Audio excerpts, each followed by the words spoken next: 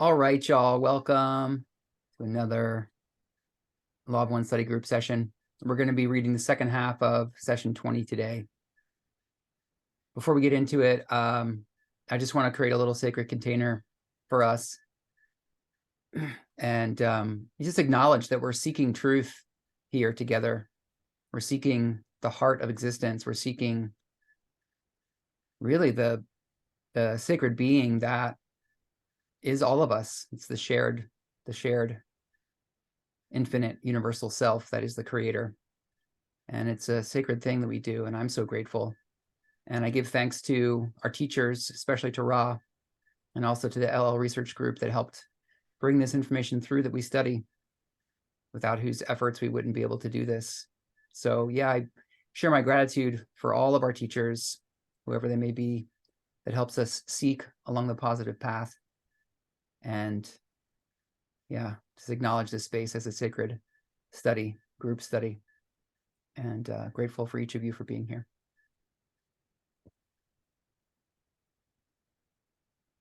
Okay.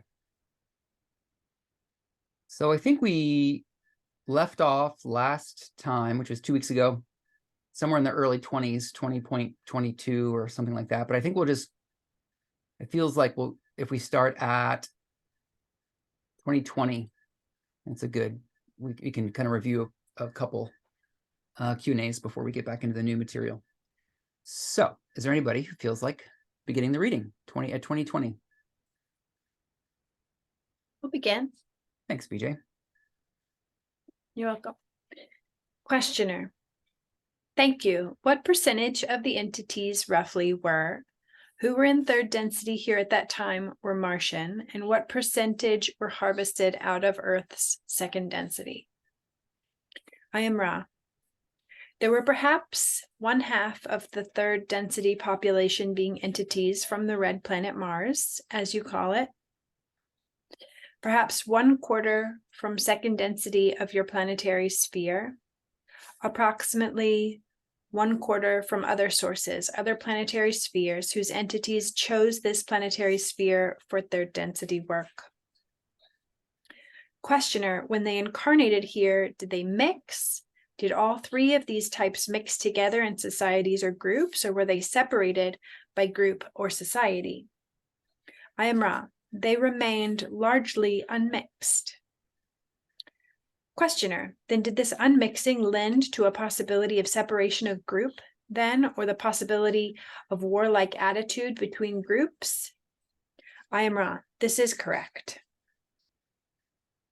Questioner, did this then help to reduce the lifespan? I am Ra. This did reduce the lifespan, as you call it. Questioner, can you tell me why 900 years is the optimum lifespan? I am Ra. The mind-body-spirit complex of third density has perhaps 100 times as intensive a program of catalytic action from which to distill distortions and learn teachings than any other of the densities. Thus, the learned teachings are most confusing to the mind-body-spirit complex, which is, shall we say, inundated by the ocean of experience. During the first, shall we say, perhaps 150 to 200 of your years, as you measure time, a mind-body-spirit complex is going through the process of a spiritual childhood. The mind and the body not enough in a disciplined configuration to lend clarity to the spiritual influxes. Thus, the remaining time span is given to optimize the understandings which result from experience itself. Questioner, then at present it would seem that our lifespan is much too short for those who are new to third density lessons. Is this correct? I am Ra. This is correct. Those entities which have, in some way, taught themselves the appropriate distortions for rapid growth, can now work within the confines of the shorter lifespan. However, the greater preponderance of your entities find themselves in what may be considered a perpetual childhood. Questioner, thank you. Let's pause there, BJ. That's a good stopping point. Thank you. Okay. Okay. Yeah, so there's a mix here of information about the soul origins of beings who are populating third density Earth, and then some comments on the lifespan, the optimal lifespan, and then the current lifespan of third density humanity. So any questions or comments on any of that?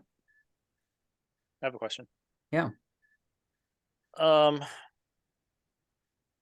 do you define spiritual childhood, and what distinguishes a spiritual child from someone who's spiritually mature?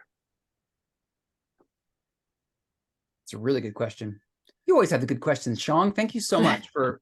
I really appreciate how when you're just so ready to jump in with your questions. They always enrich the conversation. I love that question. What do y'all think?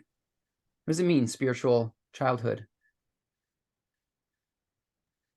Well, I was remembering when I had human design done some time ago, there was something embedded in my responses and in the design package that I received that had something to do with what level my soul was presently incarnated as far as childhood through a mature adult. And so there were like also sub-levels within that of emotional density. And I remember I fell into some bracket of mature soul, but I remember talking and speaking and having a conversation with the man that did this, you know, and he reiterated a lot of what Ra is saying, that the majority of the population is in this infancy of soul evolution and incarnation, reincarnation, just the karmic cycle, and has not evolved to the point. But there were different levels, sort of like if you look at it as going to school. So spiritual childhood is akin to kindergarten, first grade, and then as you evolve, it's like eventually you wind up going to college, you know. But if you go into human design, there's a really good, in my opinion, there's a good explanation of these levels of soul maturity that that are explained really well. And I found it really interesting. But there's levels, and then there's sub-levels that have to do with emotional resonance, as well as your soul's spiritual level. But I kind of look at spiritual childhood as like kindergarten. Yeah, that resonates for me. I think that the metaphor. I have a reply too. School. Okay, let's stack you then. Let me just say these quick. Yeah, I wasn't trying to cut you off. Yeah, thanks. Yeah, the metaphor of schools, I think is apropos. So one of Ra's primary teachings is that all that's going on here, not just in third density, but the entire octave, is spiritual evolution. It's the creator generating the universe.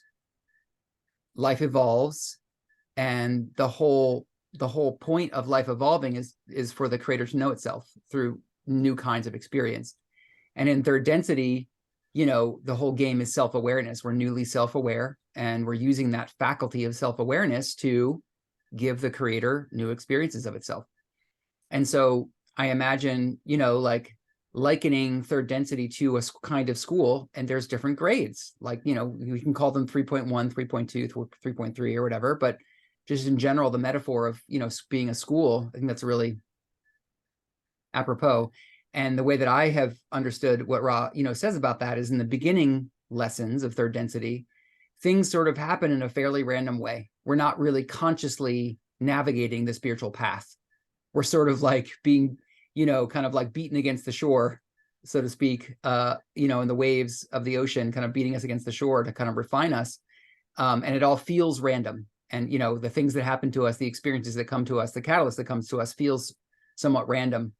And I imagine in a spiritual childhood, or, you know, being trapped in a spiritual childhood, is that most people's experience is they are not grasping the purpose of life, the purpose of their density. And so a lot of people have a kind of victim attitude towards life. You know, things just happen to me. Oh, woe is me. And they don't, you know, they don't understand or aren't contacting the deeper purpose of why we're here, is kind of what seems. Anyway, that's my response. What do you have to say, BJ? Yeah, I really appreciate this conversation. I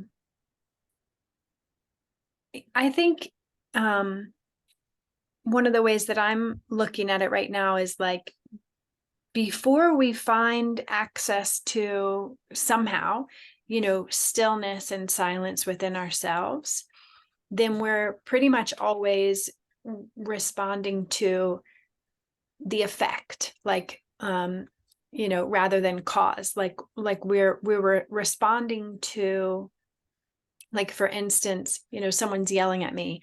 I'm responding to that as though I can do something about that, rather than realizing there's something underneath of that. There is cause underneath of that. And I think there's sort of always like invisible cause until we understand how to find what's going on within ourselves, to understand what's going on within other selves, and what's sort of like invisibly going on. And I think as long as we're responding to effect rather than cause, I like the phrase from Marshall Rosenberg, who was the creator of nonviolent communication. He says, a lot of times interactions between people are a tragic expression of unmet needs. So like when my needs aren't met, but I'm not actually in touch with the cause of my needs, I just kind of like with effect, and it doesn't produce what I'm actually going for. And I think as long as we're kind of like in that level of not realizing what's invisible to us, where our actions aren't effective. And I think at some point we do find stillness and silence within ourselves, and are able to like go, oh, like there's something that I wasn't aware of this whole time. And then we can start responding to what was previously invisible to us. And it's, I think that's the same as waking up from the dream, that lots of people point to. Yeah, thanks, BJ. I just want to add on to that real quick, folding in a little bit of the teachings from Walter Russell. Walter Russell says that the entire physical reality, all of material reality, is entirely effect. There is no cause that resides in material reality. Cause is spiritual. Cause always comes from the creator. The creator is the source of everything. And and I just appreciate that perspective on it too. So yeah, another way, just a shorthand, kind of to wrap up the response. It seems like spiritual childhood would be likened to, or would manifest a strong focus on physicality, on our material reality. Yeah. And spiritual maturity is beginning to integrate the invisible, integrate that dimension of life that we can only find when we look within. When we look within ourselves, when we have a meditative practice, when we're in touch with intuition, inspiration, and our higher selves, and ultimately the creator. Like that's spiritual maturity. And spiritual childhood would be, the lack of that. Would it be accurate? I want to say something else. Oh, yeah. I'll stack myself. Do you want to go ahead, Sean? Or? Sure. Do you think it's accurate to say, like, someone who's spiritually mature, either consciously or unconsciously, is going through, in a sense, the archetypes that Ra described, whereas a spiritual child never goes through, either just doesn't go through them? Like maybe they don't do the transformation, maybe they don't even go through the experience, they're just repeating the same stuff because they don't know how, or 100%. Yeah, okay. 100%. Yeah, In fact, well, I think we don't have an option but to be going through the archetypes. Like even if it's just catalyst, or matrix, potentiator, catalyst, like I think it is happening. At some point it has to build up and then become experience. But yeah, I think it becomes experience when the way that I feel it and understand it in my system is like find stillness and silence. So then it's like, oh, there can be an insight. Yep. They also have something else to say about all that. I agree with a lot that's been said. It's hard to imagine 900 years and the kind of wisdom you would have after 150 or 200 years of going through the catalyst that's here in this world right now. whether you could even survive the kind of catalyst right now of 100 years of that. But I wonder if we're ever out of spiritual childhood in 3D. Because from Ra's perspective, they're saying we're in spiritual childhood, and they may be thinking that you're in spiritual childhood the whole time in 3D. You won't.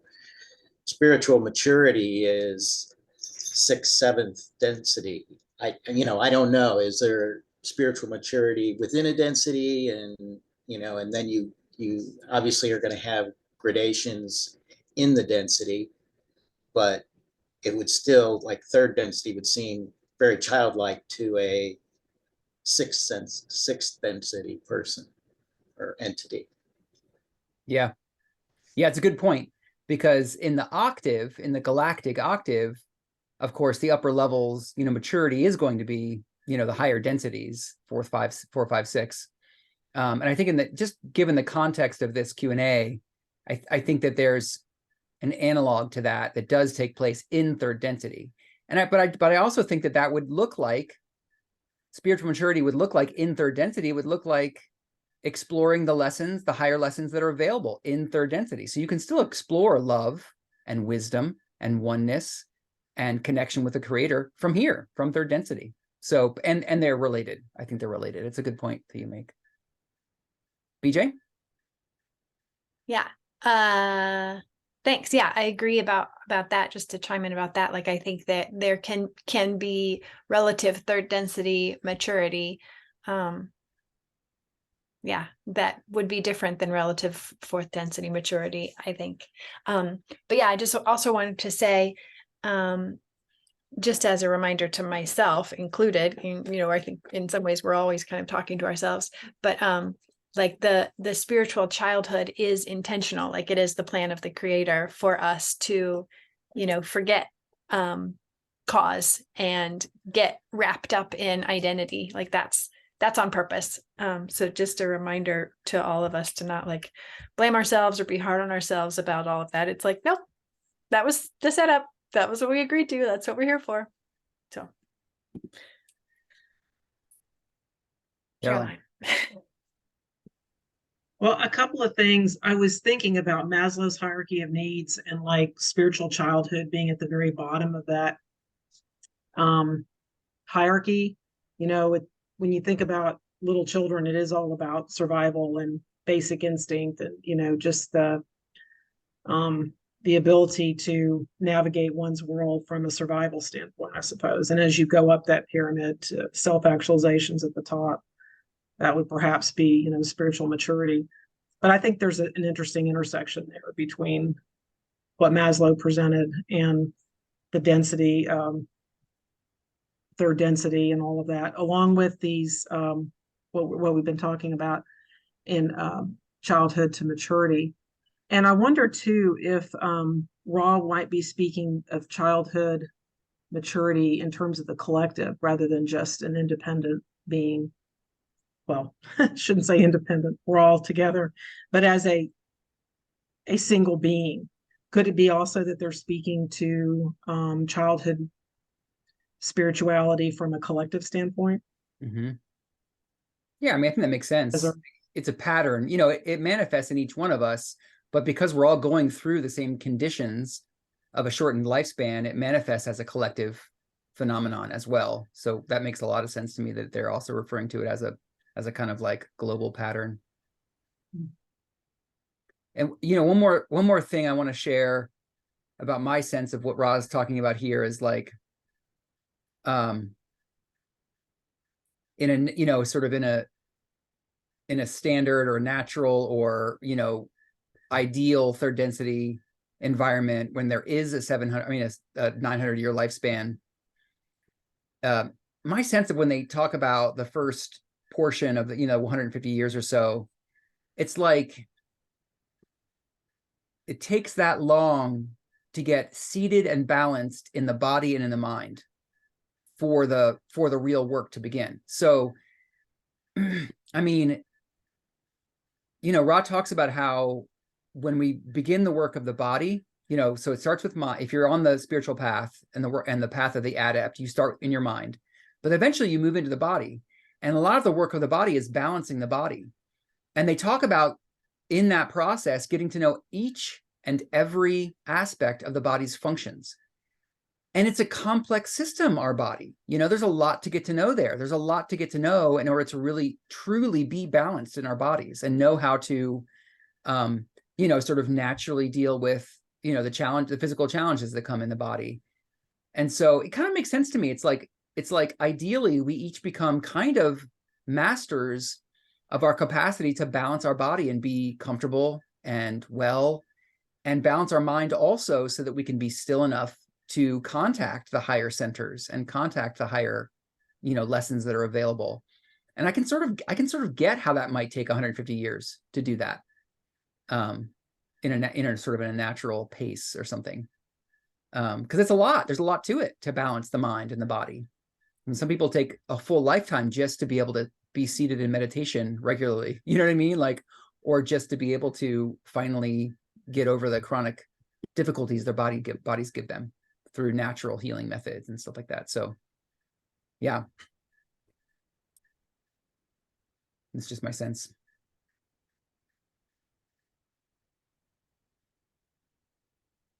Maybe Anything we'll else? keep reading.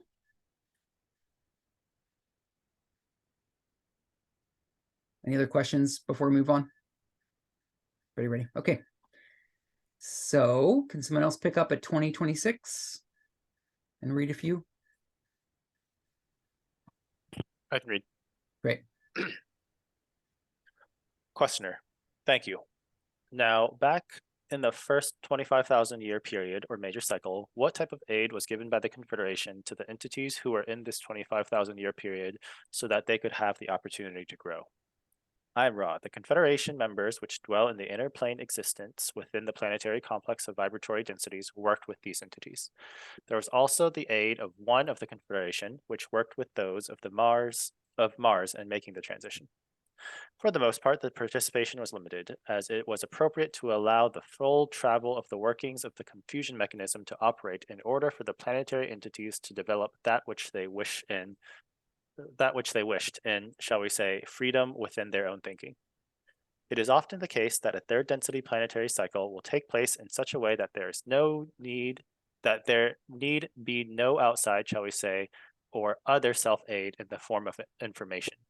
Rather, the entities themselves are able to work themselves toward the appropriate polarizations and goals of third density learned teachings. Questioner, I will make this assumption then.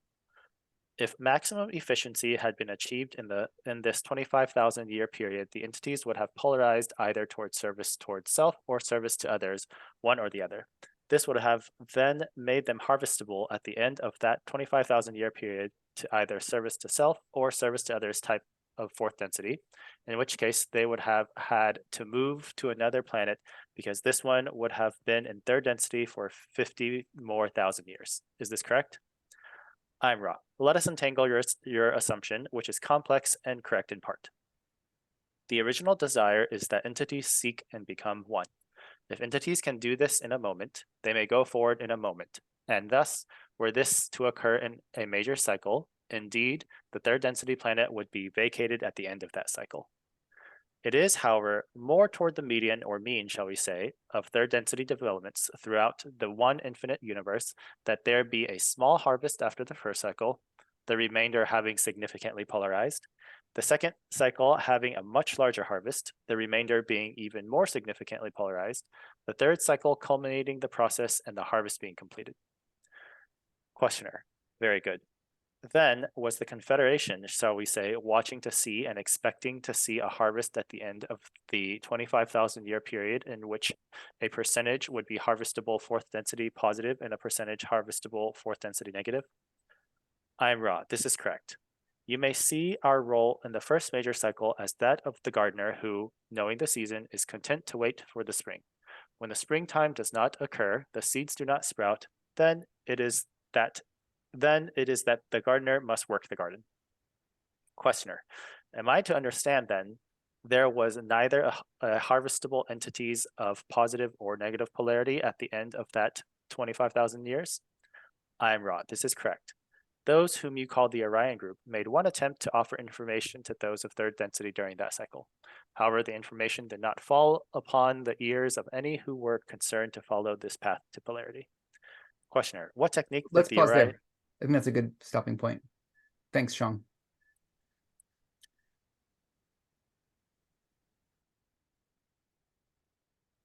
Okay, so what do y'all make of that?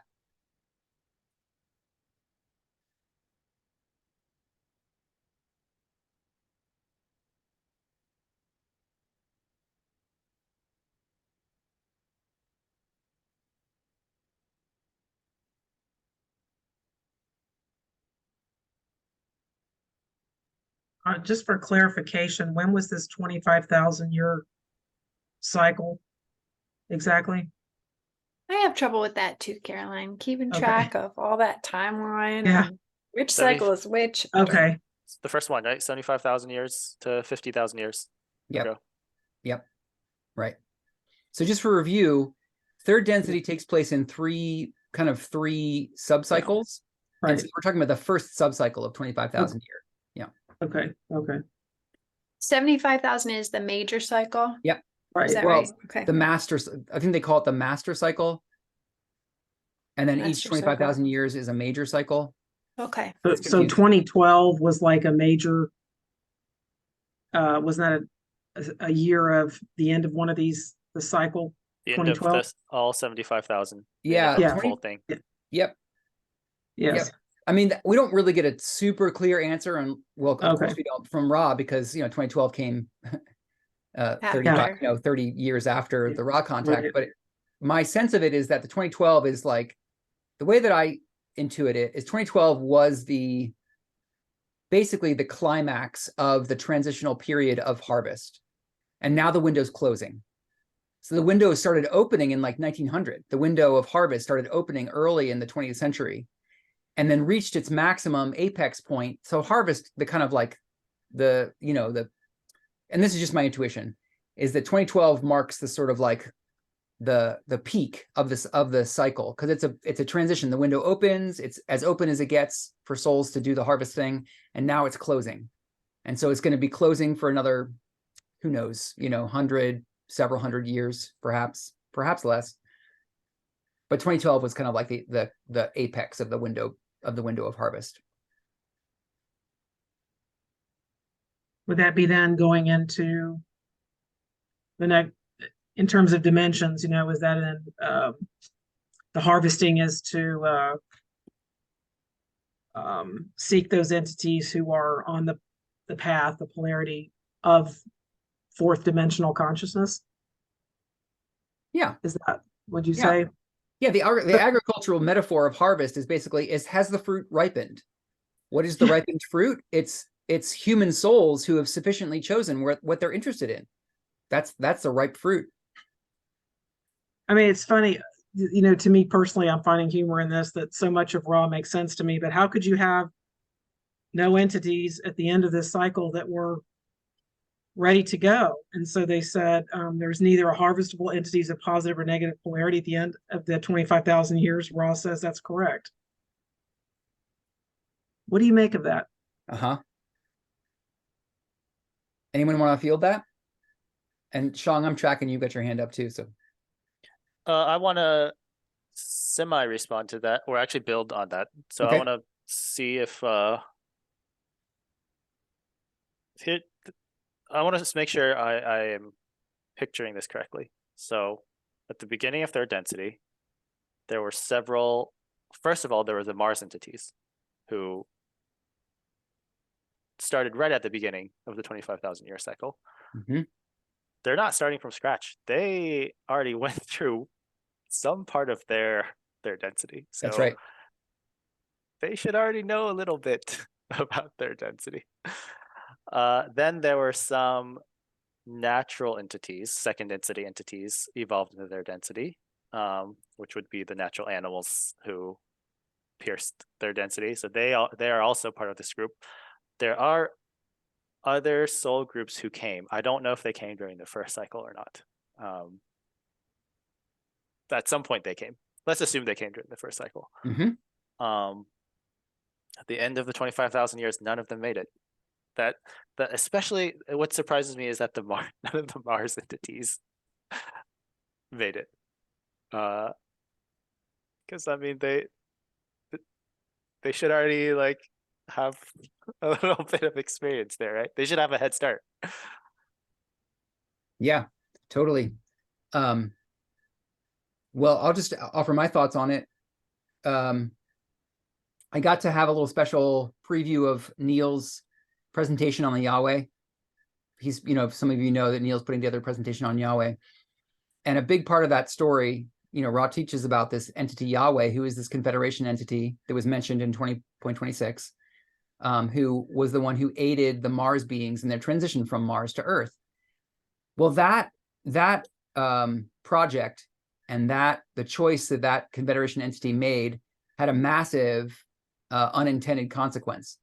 So this Confederation entity brought those Mars beings to Earth to continue, like you say, Sean, to continue their third density cycling, but they did some genetic engineering to them without their permission, without their knowing, without their participation in that choice. And that had a big impact on their spiritual evolution. So yes, it's true that they had already had some time cycling in third density, but when they came to Earth, the natural course of their evolution it wasn't like they were starting from scratch, but it was changed in a very significant way. So significant that the Council of Saturn put a quarantine on the planet. Like it's not a small thing what happened. So I think that had an impact on their spiritual evolution. And that may have had a dampening effect on their capacity to graduate after the first cycle.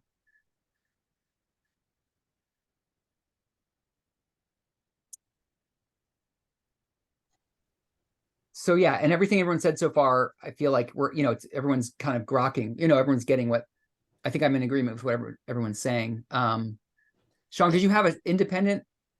You had your hand up. Did you want to say something else, or did you cover it with what you just said? That was it. Yeah, that was okay, it. Mike.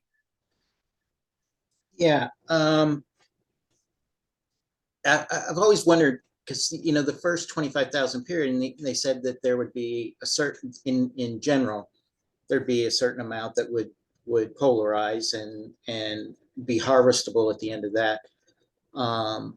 And as the entities came into this 25,000 period, a lot of,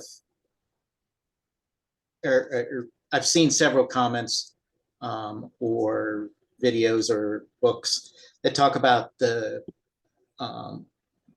just the backgrounds of everybody that's here, that this Earth is a unique place and that there's so many different types of souls here from different origins.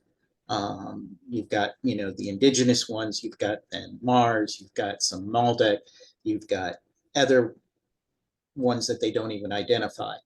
And that contributes to this disharmony that causes it hard to harvest, pulling souls, back and forth in different directions. But that wouldn't have happened in the first 25,000 year period, I wouldn't think, because they said there wasn't much mixing. I mean, he just said that in the earlier reading, and I didn't remember that there wasn't much mixing between them. I'm interested to hear this Yahweh presentation, because did that affect all of the entities, all third density entities on Earth, or just the Martian entities? Yeah, that's a really good question. And I don't, from my understanding, Ra doesn't really give us any clear indication of that. However, it does appear to be the case that even though these groups that Ra's mentioning here from all these different planetary origins that have come to take part in Earth's third density cycling, even though they didn't interact with one another very much, there's this metaphysical truth that we now have a shared planetary mind, which is a part of each one of our subconscious. We're all working with these different elements. whether or not you originally are from Earth or you're from Mars or from Deneb, once you incarnate on Earth, you're sharing of the Earth collective mind, the planetary mind. And Yeah, the I never planetary thought about it that mind way. is now mixed. So no matter whether you're mixing or whether in societies the different groups are mixing, we're still each grappling with that diversity of spiritual origin on some level, even though it's subtle. It's there, and and those are inner forces that we each have to make sense of, because we're Earthlings. Right. We're all manifesting this mixed origin, no matter what from a spiritual perspective our origins actually are. It's a great point. And it seems like that's got to be the key to why at the end of the first 25,000 year cycle there was no harvest, because Ra says the general trend is that most planets have a harvest, have a fair harvest. It's not huge, but there's some beings who, there's a group that harvests, and then the rest of the planet has already polarized significantly. At the end of the second, there's even a larger harvest. So anyway, so Earth's pattern of harvest is not normal. It's not the average. So why would that be? I think one of the interesting what you just said made me think about it in a bigger perspective, and I totally agree with what you're saying and how it probably affected Earth in us having so many third density beings that were spread out across with this awakening to third density, this going from second to third, and then a bunch of third being dropped in another planet.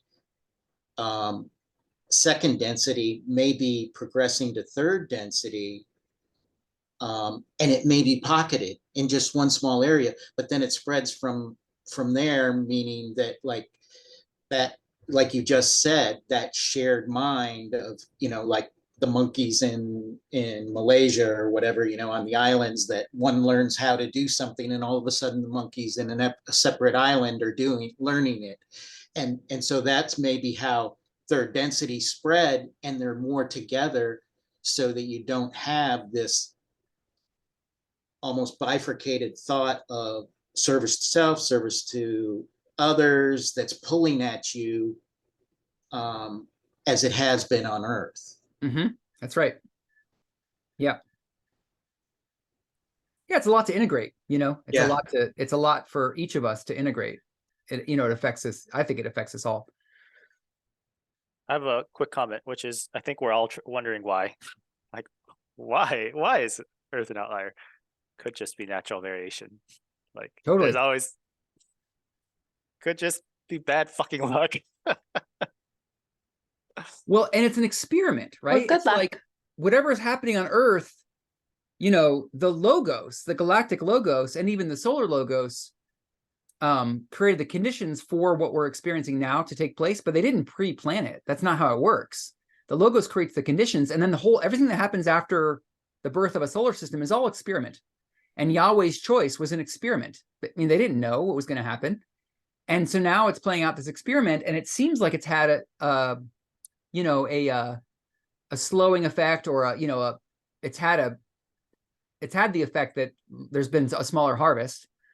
But we don't know what's going to happen once all the beings who've taken part in this Earth, experience, once they do harvest, we might all be rock stars. Like, once you've been through it, we might have like ripened some spiritual quality that has to do with integrating an incredible amount of diversity that might make Earthlings 50,000 years from now be like special ops that go to all these other planets that are struggling in their harvest. You know what I mean? Like, we can't judge. We don't know. Just because there's a small harvest, it doesn't mean, like, it's okay that it's a small harvest. We're all going to continue on the spiritual journey. It won't be on Earth necessarily, but it will continue, in the larger scheme, and it might produce some incredible fruit far, far, far down the line from now, Yeah, that's my sense too. Like that, in order to progress in this environment, we have to become so laser focused on oneness and serving you know, serving the collective rather than serving the, and trying to get my own ease and my own, like, okay, you know, like being like, we have to become, this is what's important. And I think we wouldn't necessarily get that in a planetary environment that was easy to progress, where it's easy to like share my consciousness with other beings. So we're getting strong, I think. Right. Right. And one specific example, we don't have many examples of how that could play out, but one specific example is that Ra says about themselves that because their third density was relatively easy, they maintain a kind of naivete that's kind of shocking to us. You know, it's like they intervened on Earth and gave all this power, this powerful spiritual teachings, and didn't realize the kind of abuse of that power that could have played out, that did play out. And they say that that's partially because that they were kind of naive. They didn't have a lot of negative influence that ripened in their own third density. And so they kind of admit to their own naivete. And, you know, it seems like when third density souls that began on Earth reach sixth density, they'll have much more refinement around, you know, they're not going to be naive. They'll have a pretty deep knowledge of the impacts of negative and positive polarity. You know what I mean? So it's just, you know, it's a very unique experience we're having. It does seem to be somewhat different than the norm, but and like you said, Shong, it may not be because of the mixed soul origin. It might just be because of Gaia. It might be something in the seed of the mind of Gaia that's interested in something new and something different. It takes longer to ripen. Like we just don't know.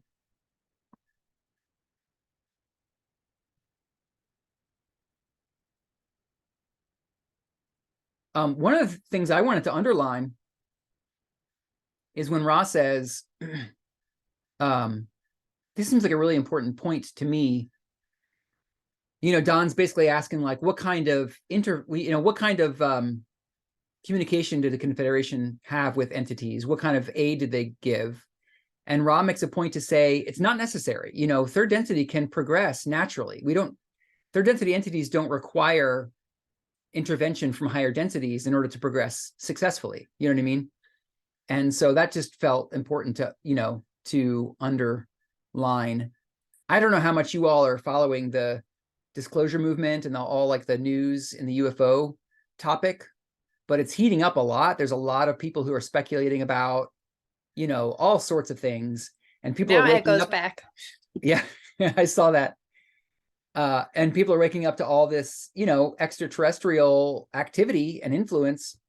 And there's a lot of people grappling with the question of how much manipulation has happened, how much influence has happened, how much genetic, you know, different genetic campaigns have taken place that involve extraterrestrials.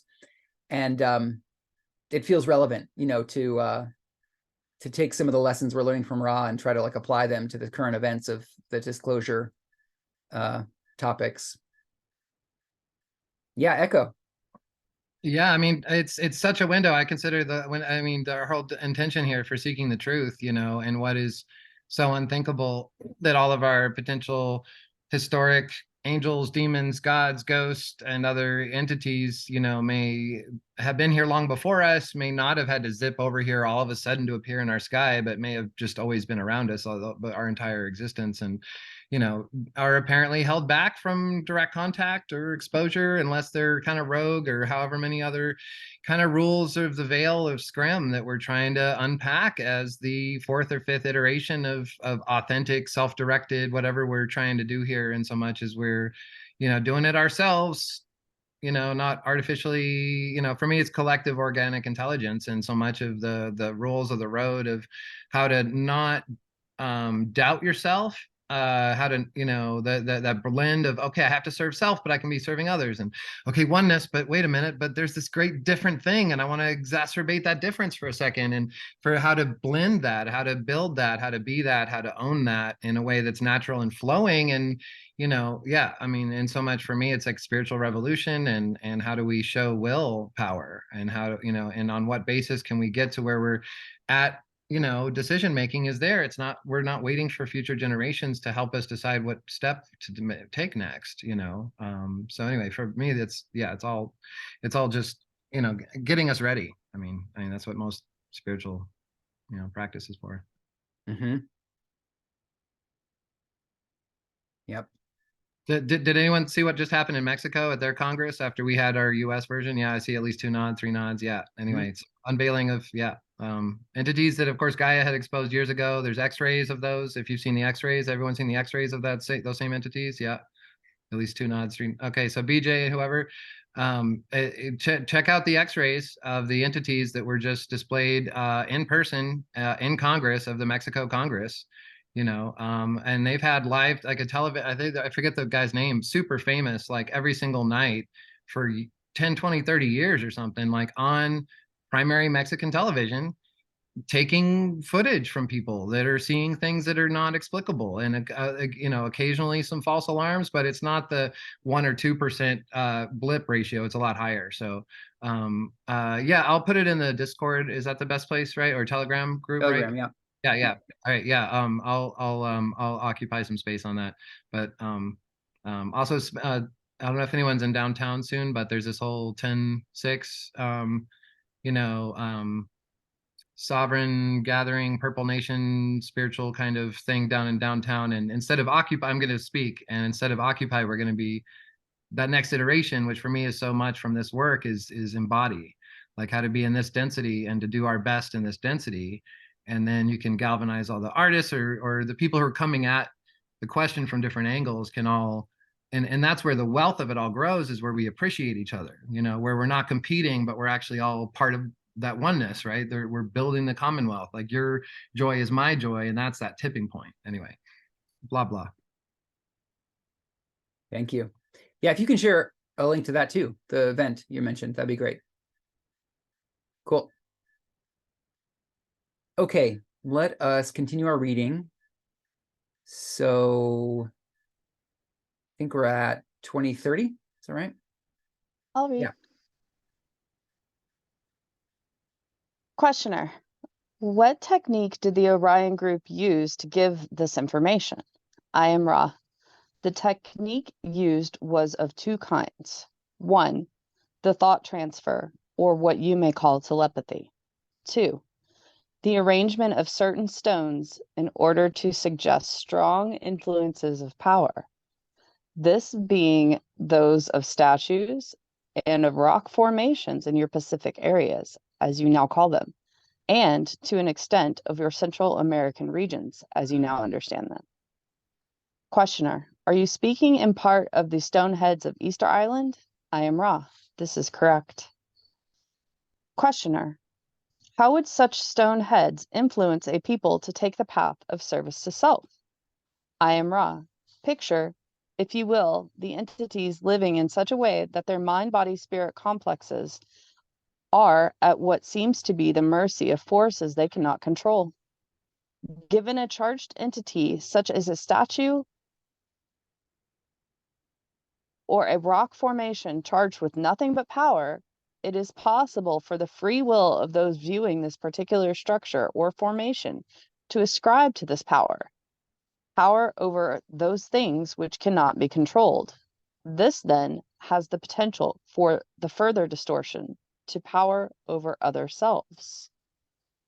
Questioner, how are these stone heads constructed? I am Ra. These were constructed by thought after a scanning of the deep mind, the trunk of mind tree, looking at the images most likely to cause the experience of awe in the viewer. Questioner, well, then, did Orion entities do this themselves? Did they land in physical, or did they do it from mental planes? Or did they use one of the incarnate entities to construct these by thought? I am Ra. Nearly all of these structures and formations were constructed at a distance by thought. A very few were created in later times in imitation of original constructs by entities upon your earth plane density. Questioner, what density Orion entity did the creation of these heads? I am Ra. The 4th density, the density of love or understanding, was the density of the particular entity which offered this possibility to those of your first major cycle. Okay, let's pause there. So do you all know the images of the heads that they're talking about? The Moai, they're called. You've seen the images, right? Pacific Islander heads. They're not just heads. I mean, they're full bodies. Right, right. Yeah, that's what I think is interesting, that Ron never speaks to them as heads. He doesn't come out and say that they're full bodies, but he does just talk to them about as statues and not just like a bust or a head. It's always the questioner saying head, because I think at that time they only knew that there were heads. They hadn't dug them up to find out that they were full bodies. Yep. And Right. I think it would have been breaking protocol if they had. Yeah, I think you're right.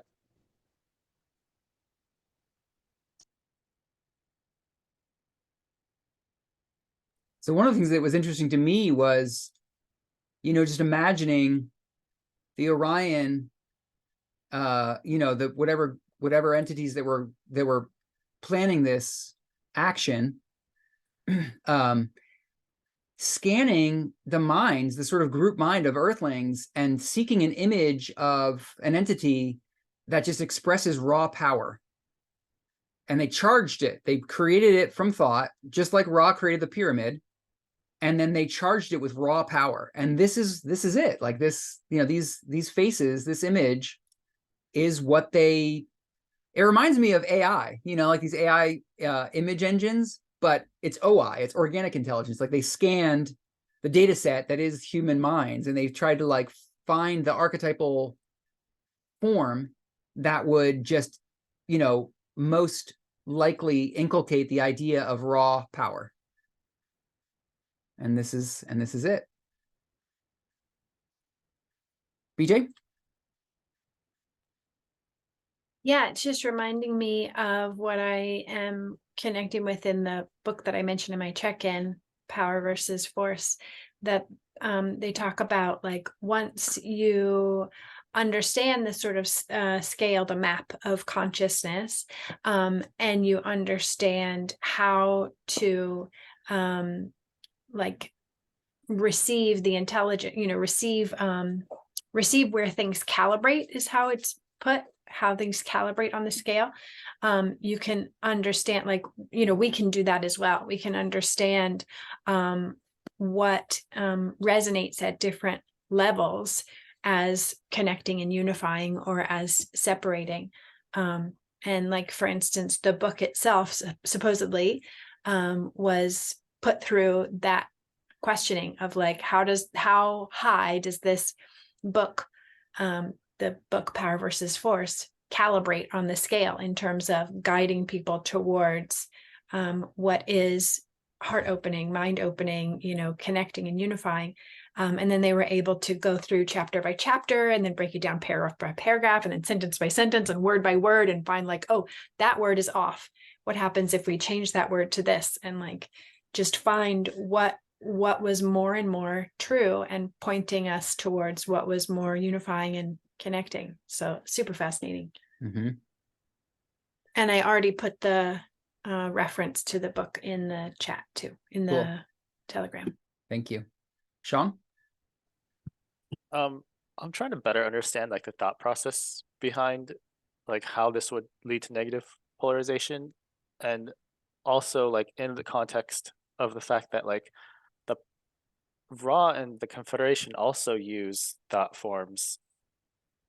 Like, is that correct? Like, they Mhm. part of them appearing in the skies as UFOs is the same idea, right? It's also to trigger some, like, how is seeing a UFO positively polarizing, whereas seeing a statue is negatively polarizing? Like, if I'm like a new human, I see this statue of a head, I'm like, holy shit, like, what is this? Like, who made this?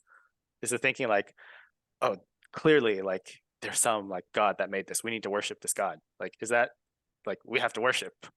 Is that the, like what does the Orion group trying to achieve here? Like, is that the thinking? And how is that different from, like seeing the UFO. Like if I see the UFO, I'm like, oh my God, like there's a UFO. Like there's some like aliens out there. Like how, like why does one lead to positive and the other lead to negative?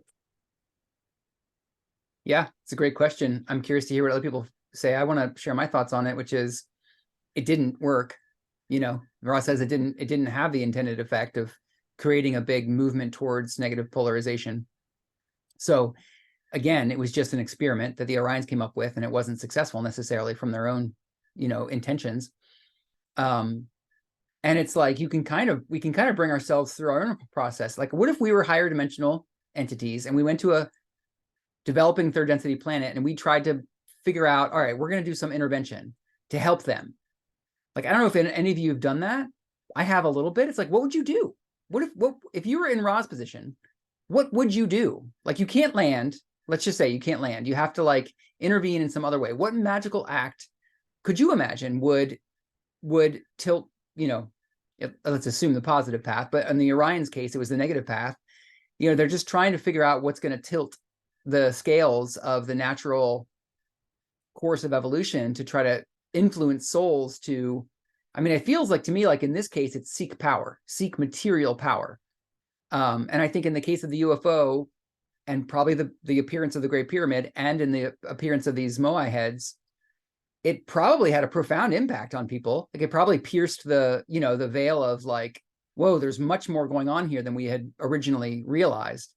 And I think the idea is that the hope is to use that novel configuration of consciousness that those people would be going through to like quicken their, you know, their choosing, quicken their like their desire or their interest in a particular direction.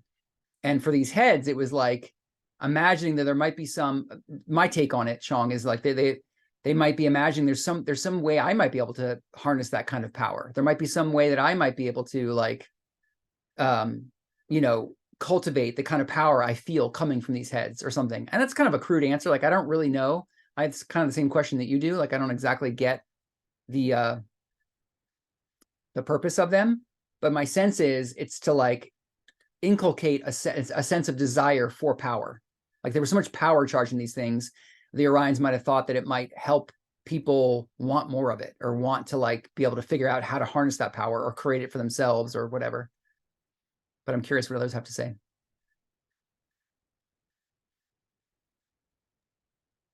I can chime in. I don't have the answer either because when I look at them, they just look kind of cute and weird. I'm like, oh, okay. Doesn't make me want to polarize. I don't know, but maybe I'm just like far enough along, you know, I'm like, I'm just not interested in polarizing negatively. I don't know. But yeah, they just look kind of cute and weird. But again, to reference the book Power versus Force, like apparently there's some sort of like universal symbols that I haven't seen, but just as I referenced in this book, that like globally across, you know, around the world, there's some symbols that have positive effect on people and some symbols that have negative effect on people, in terms of like moving them more towards a sense of unification or moving them away. And it's just a temporary sense. But I'm super fascinated in like, what is that? Why is that? And I've heard a similar thing about Sanskrit, like that Sanskrit somehow it like was directly downloaded light language or something. Like there's something about the true imprint of those sounds that mimics, I don't know, the patterns of the universe. So I don't exactly know what that is, but it seems like there are patterns that universally move us towards separation or move us towards unity. Mm-hmm. Did you want to stack Echo? Yeah, I'll stack. Okay, so we've got Caroline and then Echo, and I just want to do a quick direct response to what you just said, BJ, which is like, there's the impression we might get if we view the images of these heads, and that's its own thing. But then there's also the sort of like historical context of, I imagine that these figures appeared like the pyramid did. They might have appeared fairly instantaneously. So this culture living on these, you know, this culture would have like come in contact with them, not just like as though they were a part of the historical record, they would have appeared in their timeline out of nowhere. So that was a part of how they would have affected them too, you know, not just the actual pattern of the faces and the figure, but also that they dropped into their experience in a fairly miraculous way, I imagine. Caroline. Well, I may be coming across super simplistic here, but sometimes we know what we do want, we know what we don't want. And maybe there was some sort of reverse psychology at play.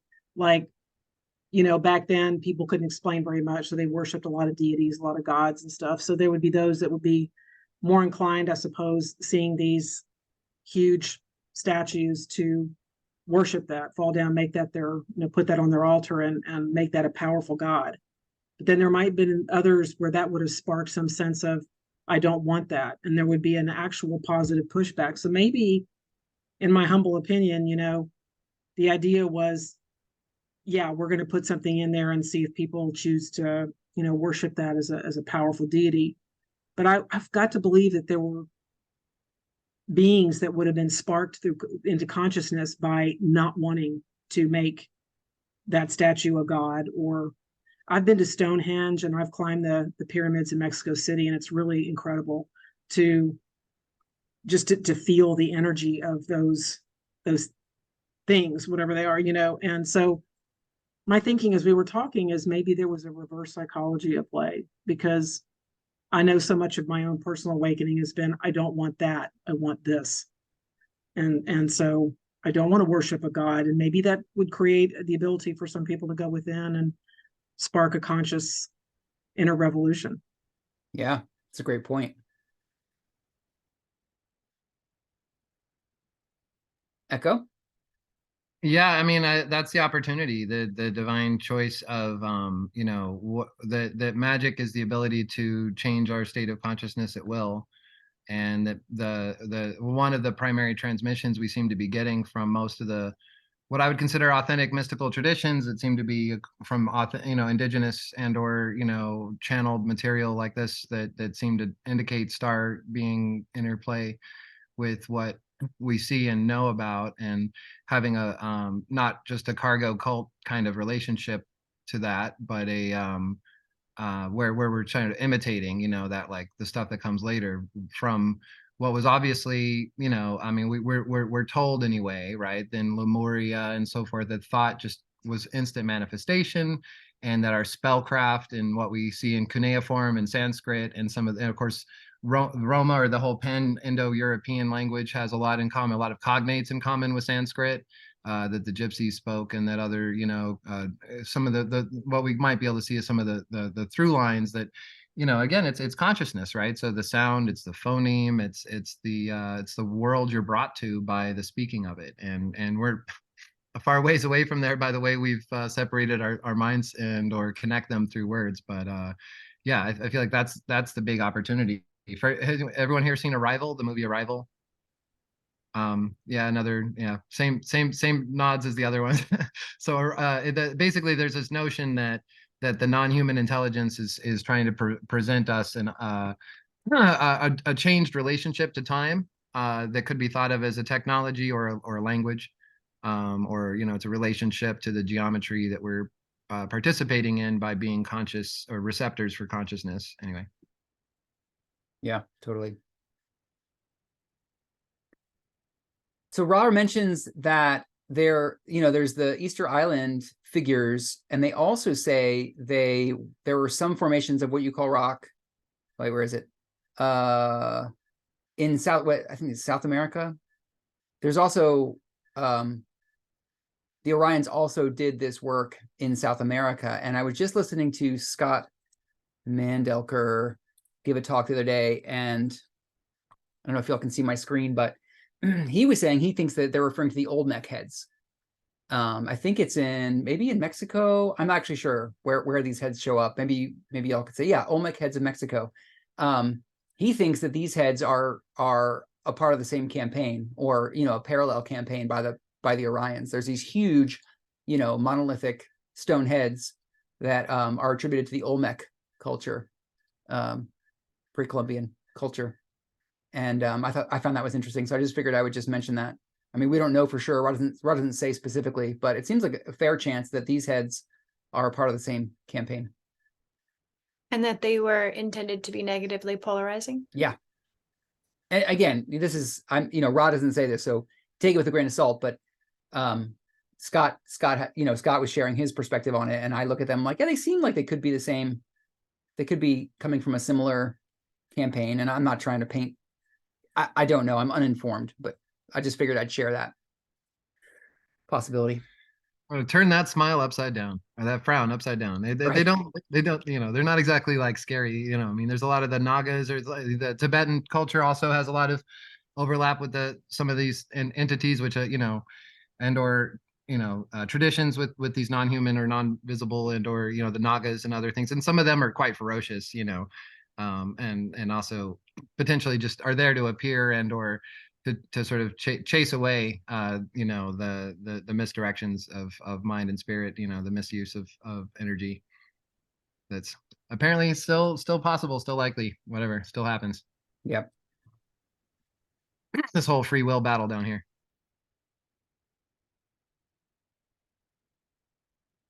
Okay, let's pick up on our reading at 20.36. Anyone else want to Thanks read? for facilitating us, Aaron. Yeah, of course. Caroline. I could read. Oh, We'll do You wanna- Caroline first, and then you go next, Echo. okay. You say 2036? 2036. Questioner, you use the same, And we lost your audio. apologies, I'm sorry. There you go. My bad. Questioner, you use the same nomenclature for fourth density negative as for fourth density positive. Both are called the dimension of love or understanding. Is this correct? I am Ra. This is correct. Love and understanding, whether it be of self or of self towards other self, is one. Questioner, now what was the approximate date and years past of the construction of these heads? I am Ra. This approximately was 60,000 of your years in the past time space of your continuum. Questioner, what structures were built in South America? I am Ra. In this location were fashioned some characteristic statues, some formations of what you call rock, and some formations involving rock and earth. Questioner, were the lines at Nazca included in this? I am Ra. This is correct. Questioner, since this can only be seen from an altitude, of what benefit was this? I am Ra. The formations were of benefit because charged with energy of power. Questioner, I'm a little confused. These lines at Nazca are hardly understandable for an entity walking on the surface. He cannot see anything but a disruption of the surface. However, if you go up to a high altitude, you can see the patterns. How was it of benefit to the entities walking on the surface? I am Ra. At the remove of the amount of time-space, which is now your present, it is difficult to perceive that at the time-space 60,000 years ago, the Earth was formed in such a way as to be visibly arranged in powerful structural designs from the vantage point of distant hills. Questioner, in other words, at that time, there were hills overlooking these lines? I am Ra. This will be the final full question of the session. The entire smoothness, as you see this area now, was built up in many places in hills. The time-space continuum has proceeded with wind and weather, as you would say, to erode to a great extent both the somewhat formidable structures of Earth designed at that time and the nature of the surrounding countryside. Questioner, I think I understand them. Then these lines are just the faint traces of what used to be there? I am Ra. That is correct. Thank Okay. you. Let's pause there.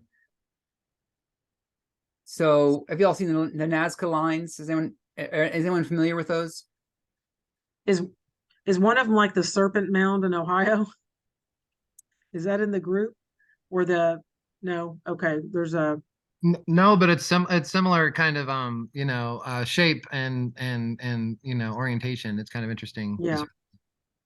yeah, okay, I thought that was in the group. Yeah, I have seen this. Yeah, they're all animals. Yeah, Nazca, Yeah. aren't they all? Or some of them are like runway. Nia, what you got to say?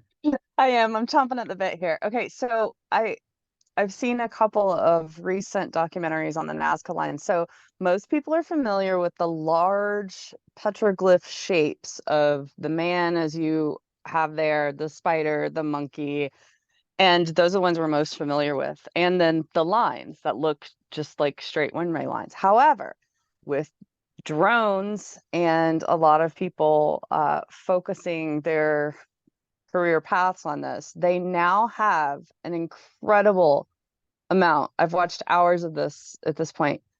There are sacred circle, sacred geometry workings in much smaller, more defined details. There's like the seed of life, the flower of life. There are circles upon circles. There's the whole, there are so many massively intricate sacred geometry lines there now that they know about that they did not know before. Everybody just knows of the monkey and the man.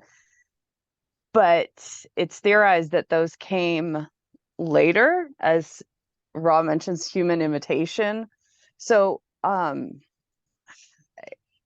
if you're interested, I can find the link for it. It's going to take me a while to dig this up because it's been a while. But the massive, and I mean massive amount of sacred geometry, it's like there are spirals and then there's interlocking intricate circles, again like the seed of life and others. It's hard to put into words, but they're gorgeous, they're beautiful, they are complex, they're not just simple straight lines and monkeys. It's phenomenal. Y'all, I was blown away. I had a complete just geeking out. Like there was this resonance of truth that hit just like a massive yes when I finally laid eyes on these. And so somebody took, and they're just rocks that are left over now, and it's been weather worn, like Ra mentions, it's been weather worn with wind and rain and flooding, and it has washed away a lot of these. However, there's still a massive amount that they're now discovering. So that, to me, it's just super exciting. Totally geek out on Cool. that.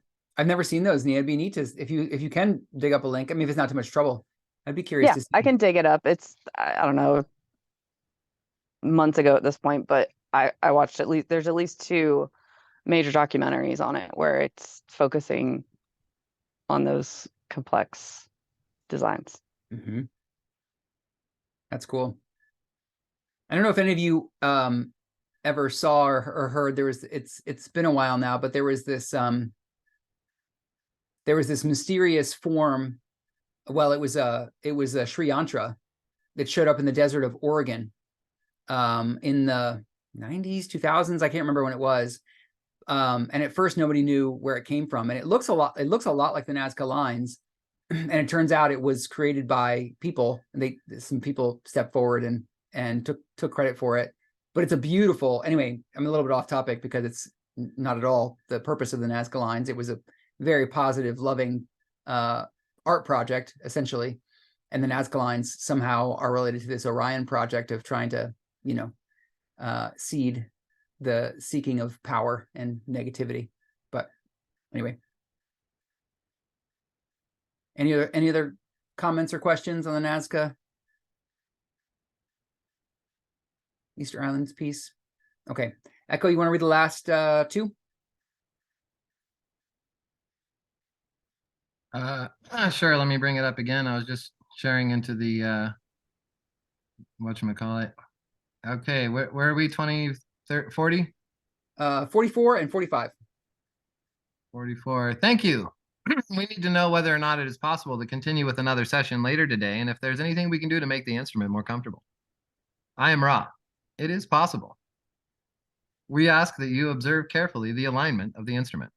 Otherwise, you are conscientious. Is there any short query before we close? I just a quick pause there. I just love, you could get more comfortable. All right, approved. Just consider the alignment carefully. Like, I mean, all the yogas, all the asanas, so much of that is just posture and positioning anyway.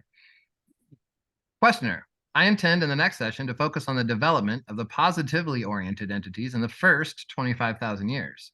I know that you can't make suggestions, but this seems to me to be the I hope that I'm going in the right path in investigating the entire development and influences in the history of our third density. Can you give me any comment on this at all?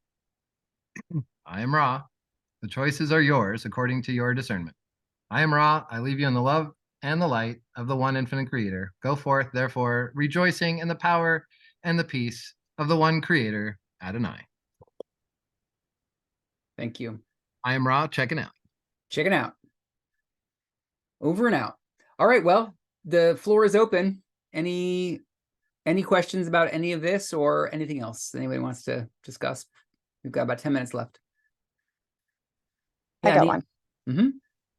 So without looking it up, Ra had said stones in your Pacifica area. Now, then Dawn chimes in with Easter Island and the Moai. Ra couldn't suggest to circle back around to a different line of questioning around that. So I'm like, well, there's so many more that just happened to be the hot topic of the day and age for Dawn to inquire with those specifically. But there's so many more. I'm a little surprised that those weren't brought up, or was it that they were brought up specifically with the purpose of discussing the Orion group's attention? Yeah. What are your thoughts on that? Well, I'll respond, and then anyone else who has any thoughts, of course, is welcome. So there's a couple things. Yeah, in this context of the flow of questions that Don's bringing forward, it's about, Don's kind of trying to rewind and understand the Orion and Confederation influences in the history of humanity. So it's a pretty broad overview. And then they get into some specifics of a couple of different examples, but they don't follow through on all the other examples that they could have, like you say, right? And that happens so many times in the 106 sessions. There's so many places where, if Don was interested or if they had more time, they could have gone further into it, and they just didn't for whatever reason. So that's one thing. And another thing is the very last thing that Echo just read of, we ask that you observe carefully the alignment of this instrument. One of the things that we get to know is that when they talk about alignment in terms of the physical setup of the space of the instrument, and also of the what do they call them, the sensor, the Bible, the chalice, those sorts of things. Appurtenances. The appurtenances, yeah. When Ra would talk about the alignments, they were using coded language to talk about the alignment of the questioning. And they're trying to, steer Don to focus on the timeless message that they're here to share, and to steer away from what they think of as the transient information, which is the stuff that's more about like historical details and stuff like that. So it's possible that they were even in this session, at the end of this session, saying like, stay on track, Don. Let's not get too into like the historical details and specifics of this and that. Let's talk about the law of one. Let's talk about the spiritual principles of soul evolution. We don't know that for sure, but I'm just bringing that up because we learned that later on, that is something that Ra is subtly guiding the alignment of the questioning. Yeah, that makes sense. I've done this back and forth, kind of like oscillating between the come on, Ra, we're the third density, our brains, we can't help ourselves, that we, food for thought. We want to crunch all the numbers. We want to know the mechanics. This is how third density entities function here. However, then you get the zoomed out perspective of like, okay, this really is transient. And half the time, half the time I'm like, yes, zoomed out. I completely understand where Ra's coming from with that one. And then other times I'm like, oh, come on, this one's really hard. Can just give us a little info here, would just do a lot to soothe our brains in this line of questioning of this transient. Just throw me a bone, let me chew on it, and then we can get to the higher line of questioning. Well, There's a definite back and forth. I mean, I think you followed the thread there. The Pacific Islands, Pacific for, but I mean, includes, my friend here just came from Cambodia and Laos and all the, seeing some of those temples there and just, formations that are inexplicable, islands and rock formations that are akin to, the scale and just sort of, level of mastery that we're looking at, that they brought attention to. But I think it's also like, I don't know if it's a density or polarization, but they did tend to get caught up in the drama, the bad guy, good guy stuff, I think, which is then where a lot of the focus gets caught up, where I think the alignment could be better. Yeah, that's a great point, Echo. Caroline? Well, I think one other reason that, well, at least this is my interpretation, that all the minutia, it seems like, about the chalice and the positioning of the bed and all these things, I think it was also to protect Carla as an instrument of being channeled. This was a really harsh, in my understanding of her health. I mean, this is probably what created her poor health later in life. But I think some of this was, yes, to get off the path of like getting caught up in the minutia of some historical events or historical facts and get to the big picture of, what we're really talking about. But I've got to believe there was some love from Ra to protect Carla. They talked about like digestive issues that she's had and not to eat a certain something or other. So I look at it as such a loving gesture that we want to take care of her, because what she is doing is vitally important and it is impacting her health. Yeah. At the same time. 100%. Absolutely. Yeah. And I really appreciate you bringing that forward, because it's very clear that they are trying to, show as much care and help her be balanced in this work, out of love for her and care for her, for sure. Mm-hmm. And it's my personal opinion that she was of Ra. She was of the Ra Collective. So she's one of theirs, like I think that she is Venusian of Ra origin, soul, from a soul perspective. That they don't say that. That's just my own personal guess. So take it with a grain of salt, but yeah. Interesting. And yes, the Nazca lines are in Peru, Caroline. That's right.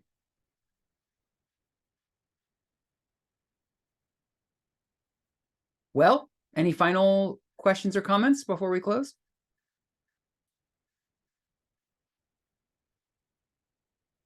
Okay.